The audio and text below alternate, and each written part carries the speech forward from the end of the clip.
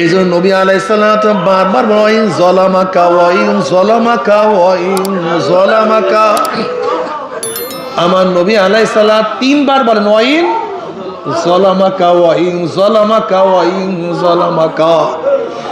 যদি বাপ মা তোমার উপরে জুলুম করে, তোমার উপরে জুলুম করে, তোমার উপরে জুলুম করে, আল্লাহ, তারপর বাপ মার অত্যাচার অবিচার করা যাবে না, খারাপ ব্যবহার করা যাবে না। আমার মা আমার জন্য এমন কোন ত্যাগ নাই যে ত্যাগ করে নাই। ওরা মায়ের উপরে জুলুম করিও না।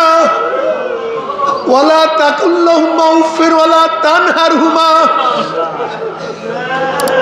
এমন ব্যবহার করিও না। বাবা মা এই মুখটা এই কষ্টদায়ক শব্দ ব্যবহার করে, এরকম শব্দ, এরকম আচরণ করিও না,